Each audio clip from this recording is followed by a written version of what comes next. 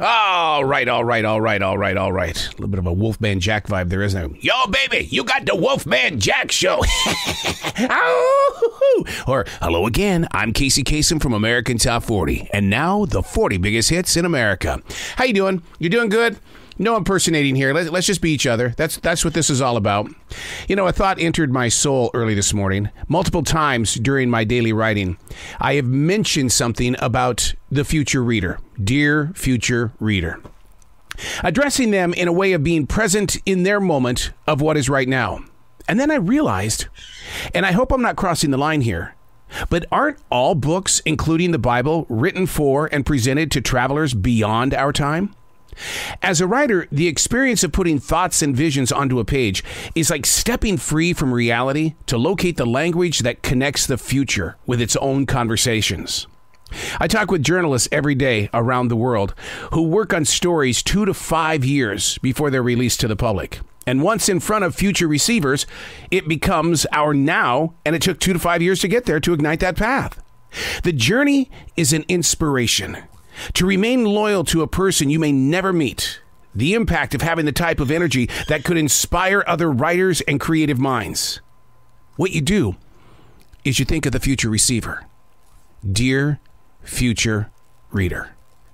This podcast is a great example of that. I don't know what date you're presently on.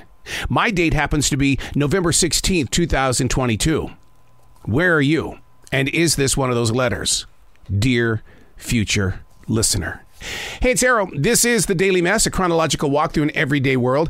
I am a daily writer, and even as we speak, as I look out this studio window overlooking this gorgeous forest in South Charlotte, North Carolina, a 6-point buck, a whitetail, is walking by the studio. He just happened to look in like going, yo, what are you doing, man? And it's a moment. It's a moment of right now. We have deer, and they just love being with us. And looking in the window every now and then is what they do, and you giggle like a child. You know what? You got to document it, because there's always something special taking place in your every moment of right now. This is The Daily Mess. And surprise, it's another cloudy gray day. Combine that with fewer hours because of daylight savings time. Moving beyond what toils with your emotions requires more than just having a positive attitude. The activation demands physical movement. During my conversation yesterday with Jake Steinfeld, he's Body by Jake, I spoke of local gyms being subliminal walls of impatient negative fuel.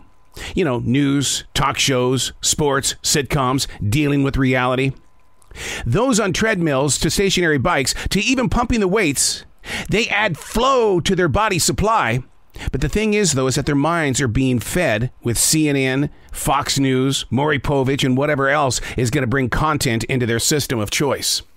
It's not just a cloudy day that physically poisons the presence of what is next in your steps.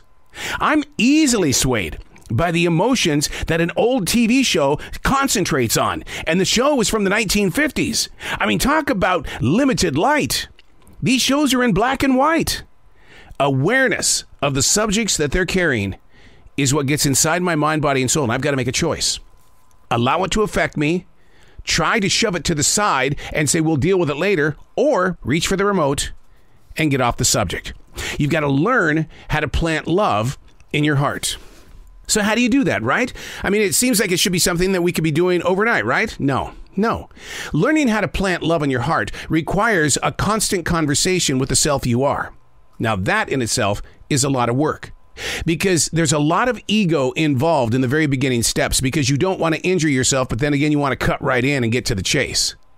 When you try to build up that relationship with the inner part of your body, the goal is to make sure that you have a daily discipline, a daily diet of you having a physical conversation, which is the reason why I keep a defrag journal.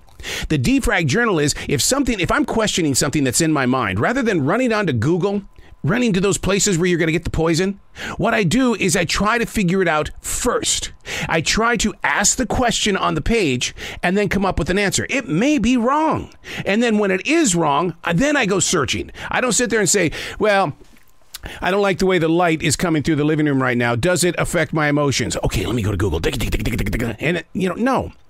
Learning how to plant love in your heart is knowing that you love your heart. You love what your body is doing. How do you know when you're doing it right?